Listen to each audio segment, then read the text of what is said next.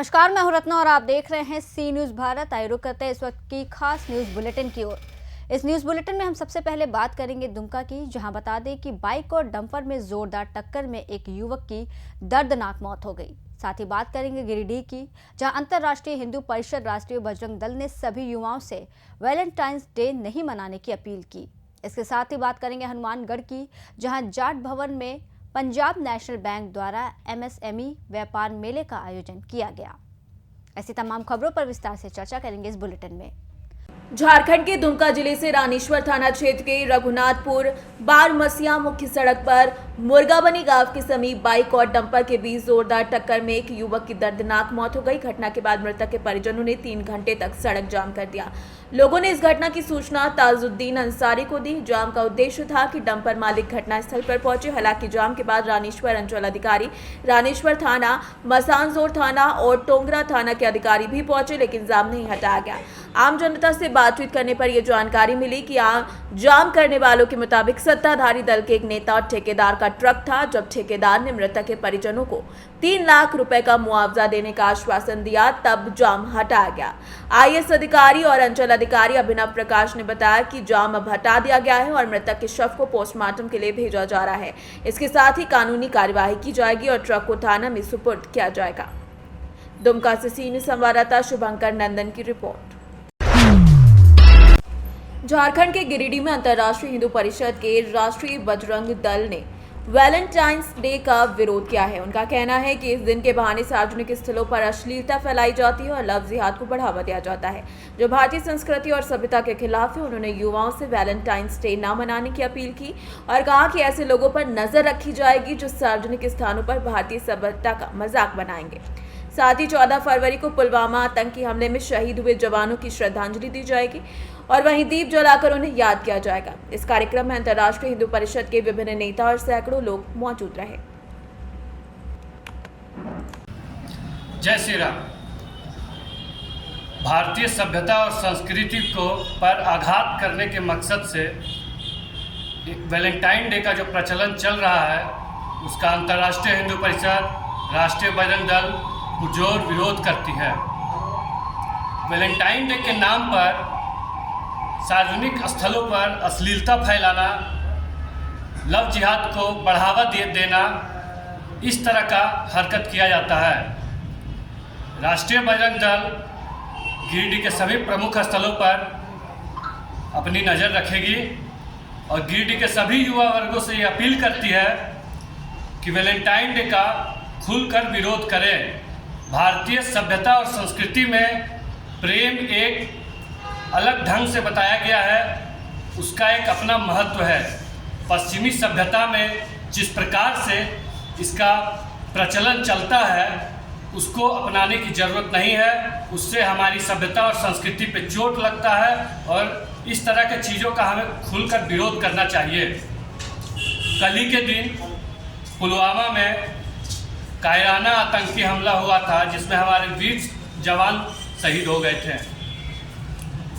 उन्हीं को याद करते हुए अंतर्राष्ट्रीय हिंदू परिषद, राष्ट्रीय बजरंग दल शहर के प्रमुख स्थलों पर श्रद्धांजलि सभा आयोजित करेगी। जय श्री राम। भारतीय सभ्यता और संस्कृति हमारी पहचान वीरों से है, हमारे क्षत्रियों से है। हमारी सभ्यता में कभी भी स्त्री को इस तरह से परेशान करना या उनको अपमानित करना नहीं सिखाया गया है। हम हमेशा स्त्रियों की सुरक्षा करते आए हैं।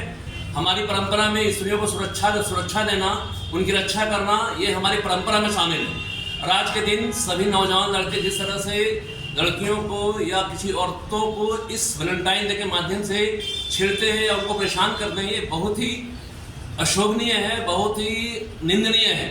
हमारा प्रयास ये होना चाहिए कि हम आज के दिन आगे बढ़ के उन स्त्रियों को, जिनको कोई और लड़का परेशान करता है या छेड़ता है, जो भी दूसरे धर्म के लोग कोई भी परेशान करते हैं या छेड़ते हैं, हम उनका विरोध करें और जहाँ तक हो सके उनसे उसकी सुरक्षा करें। हम अपने गलत परंपरा को बिल्कुल खत्म करें। ये हमारी संस्कृति, हमारी परंपरा के विरुद्ध है। इसके अलावा कल के दिन पुलवामा में मारे गए सभी सैनिकों को हम श्रद्धांजलि दें और उनके लिए अंतर्राष्ट्रीय हिंदू परिषद, राष्ट्रीय बजरंग दल पश्चिमी सभ्यता का विरोध करती है। 14 फरवरी को पश्चिमी सभ्यता का जो विलेटम डे होता है, अंतर्राष्ट्रीय हिंदू परिषद राष्ट्रीय अभिनंदन उसका विरोध करती है।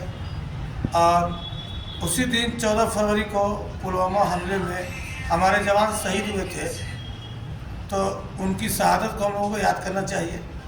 और उसी निमित्त हम लोग कल स्थानीय टावर चौक पे पुष्प अर्पित जो हमारे जवान शहीद हुए थे, और संध्या मेला में टावर चौक पे हम लोग एक दिया शहीदों के नाम कल हम लोग कर रहे हैं। और समाज से, युवा वर्ग से आग्रह होगा कि आप सभी भी हमारे वीर जवान जो शहीद हुए हैं उनके नाम से पुष्प अर्पित करें और दीप जला करके उनके परिवार का उत्साह बढ़ाएं। जय श्री राम। गिरिडीह से सी न्यूज संवाददाता अमित की रिपोर्ट।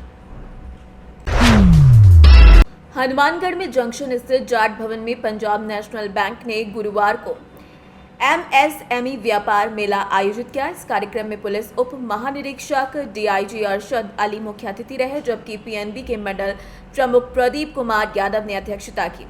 DIG शरद अली ने ऑनलाइन बैंकिंग और साइबर सुरक्षा के महत्व पर जोर दिया। वहीं प्रदीप कुमार ने बताया कि व्यापार मेले के दौरान विशेष छूट के साथ ऋण योजनाएं उपलब्ध कराई गई, जिसमें PNB GST योजना के तहत GST सेल का 25% तक ऋण और व्यापारियों को 1 करोड़ रुपए तक का ऋण सरल शर्तों पर प्रदान किया गया। इस दौरान विभिन्न MSME स्कीम्स के तहत 100 करोड़ की लीड अर्जित की गई। बताएं जो आज PNB का कार्यक्रम। हाँ, PNB ने MSME आउटरीच प्रोग्राम रखा है। ग्राहक जो है यहाँ से आके मिले। हमें MSME जैसा मैंने पहले ही बताया कि बहुत ही भारत के विकास के लिए बहुत ही ज्यादा इसकी आवश्यकता है। रोजगार 50% लोगों को देता है, 90% इसका व्यवसाय है, इकोनॉमी में 30% का शेयर है, तो बहुत ही इंपॉर्टेंट सेक्टर है, तो इसकी ग्रोथ होना जरूरी है। और पंजाब नेशनल बैंक इसमें जो भागीदारी है उसको और बढ़ाना चाहता है, इसलिए मेले का आयोजन किया है। ग्राहक आए, अपने अपने सुझाव है वो दे, अपने जो लोन लेना चाहते हैं, अलग अलग टाइप की हमारी स्कीम्स हैं, उद्यमी के लिए, बड़े उद्यमी के लिए, छोटे उद्यमी के लिए, यहाँ तक कि छोटे छोटे से व्यापारी हैं, जैसे हम 1 लाख तक का ऑनलाइन ही लोन दे देते हैं। जो रेडी वाले हैं, जो छोटे मोटे उपकरण बनाते हैं उनको हम 1 लाख तक का PM विश्वकर्मा दे देते हैं। बड़े व्यापारियों के लिए बहुत सारी स्कीम्स हैं, उनकी आवश्यकताओं के अनुसार हमने स्कीम्स बना रखी है। तो व्यापारी आ सकते हैं, इसका लाभ उठा सकते हैं, और हमारे एक्सपर्ट टीम है उनसे डिस्कस करें तो उनको इसका बहुत ज़्यादा लाभ मिलेगा। और ग्राहकों से निवेदन रहेगा आके इसका ज़्यादा से ज़्यादा लाभ उठाएं। इस समय साइबर क्राइम बहुत हो रहा है। जी, साइबर क्राइम के बारे में जैसे हमारे DIG साहब ने बहुत बताया, बैंक भी इसके लिए बहुत ज़्यादा सजग है। हमारी भी एक्चुअल लेवल पे एक टीम बैठी रहती है, एक ऑनलाइन सॉफ्टवेयर है जिसमें सारी ट्रांजेक्शन वगैरह को मॉनिटर करते हैं। कस्टमर को भी समय समय हम अवेयर करते हैं, जगह जगह हम कैंप लगाते हैं, ब्रांचेस को बता रखा है। कस्टमर को साइबर सिक्योरिटी के बारे में बताएं, किसी भी अनजान लिंक पे क्लिक ना करें, किसी झांसे में ना आए। लोग झांसा देते हैं, 10 रुपये का लोन हो गया, आपका 1000 रुपये का लोन हो गया, 1 करोड़ का लोन हो गया, तो इस तरह से किसी की बात को ना माने। बैंक अधिकारी से बातचीत करके ऐसे लिंक पे क्लिक करें या बैंक के समक्ष इस पर क्लिक करें, अदरवाइज उनको नुकसान हो सकता है और इसमें फ्रॉडुलेंट आदमी बहुत ज़्यादा है।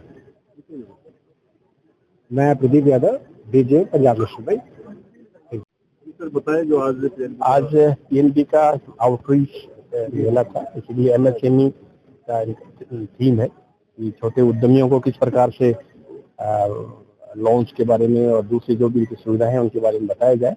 और साथ साथ क्योंकि हम पुलिस ऑफिसर्स को भी बुलाया तो हमने भी इसको एक अवसर समझते हुए ग्राहकों को और बैंक से जो बेसिकली साइबर फ्रॉड और साइबर ठगी जो हो रही है उसके संबंध में विचार विमर्श हुआ। मैं समझता हूँ कि ये विचार विमर्श है और बैंक के लिए भी, आम ग्राहकों के लिए भी बहुत लाभदायक होगा और पुलिस को भी इसमें बड़ी हेल्प मिलेगी।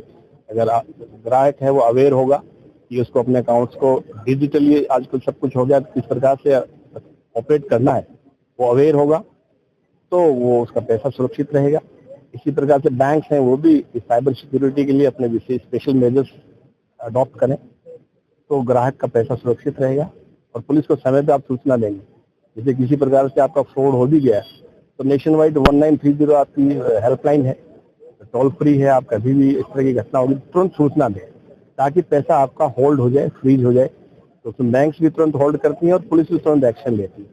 तो आप अवेयर रहें, पुलिस को समय पे सूचित करें और बैंक जो है वो साइबर सिक्योरिटी के स्पेशल मेजर्स रखें तो मैं समझता हूँ कि ये सबके लिए फायदेमंद होगा। हनुमानगढ़ से सी न्यूज संवाददाता लखविंदर की रिपोर्ट।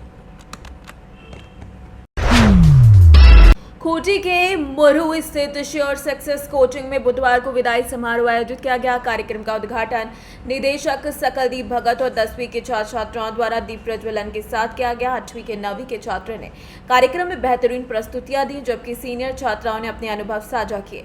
संस्थान 3 महीने से बोर्ड परीक्षाओं के लिए साप्ताहिक जांच परीक्षा आयोजित कर रहा था, जिससे छात्रों का आत्मविश्वास बढ़ा। कार्यक्रम में कई नागपुरी और हिंदी गानों पर रंगारंग प्रस्तुतियां दी गई। निदेशक सकलदीप भगत ने छात्रों को शुभकामनाएं दी और उन्हें मेहनत, ईमानदारी, साथ ही साथ तनाव मुक्त होकर परीक्षा की तैयारी करने की सलाह दी। कार्यक्रम के अंत में सभी छात्रों को बेस्ट ऑफ लक गिफ्ट दिया गया।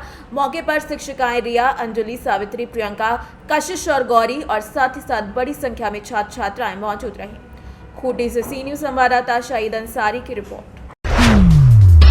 जिलाधिकारी राहुल कर्डिले और सहायक जिलाधिकारी मेघना कावली के मार्गदर्शन में तहसीलदार किशोर यादव ने पिछले 9 महीनों से रेत चोरी के खिलाफ कड़ी कार्रवाई की। उन्होंने 33 वाहन जब्त किए और लाखों रुपए का जुर्माना वसूला, जिससे रेत चोरी पूरी तरीके से बंद हो गई। रेत तस्करों द्वारा नदी किनारे जमा की गई रेत को नीलामी के लिए चोले, पैंड और साथ ही साथ पडसा स्थानों पर 13 तारीख से बिक्री के लिए उपलब्ध करवा दिया गया है। तहसीलदार किशोर यादव ने नागरिकों से सस्ती रेत का लाभ उठाने की अपील की है। सरकार द्वारा रेत घाटों की नीलामी की प्रक्रिया जारी थी, लेकिन गरीब और घरकुल धारकों को सस्ती रेत मिलना मुश्किल हो गया था। इस समस्या को ध्यान में रखते हुए तहसीलदार ने रेत तस्करों द्वारा जमा की गई रेत को जब्त कर सहायक जिलाधिकारी को प्रस्ताव भेजा, जिसके बाद सहायक जिलाधिकारी ने नीलामी की घोषणा की और रेत की बिक्री की स्वीकृति दी।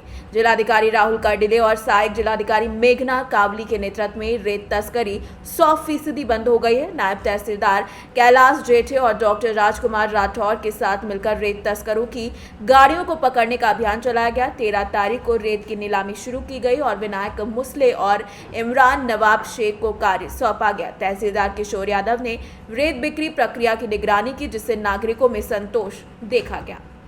माहूर तालुक्यातील मौजे पडसा येथील 110 ब्रास जप्त रेतीसाठीचा लिलाव झालेला आहे व सदरील लिलावधारक यांना 13 फेब्रुवारी ते 23 फेब्रुवारीपर्यंत हा जप्त रेतीसाठ्यातून वाळू वाहतुकीसाठी परवानगी देण्यात आलेली आहे।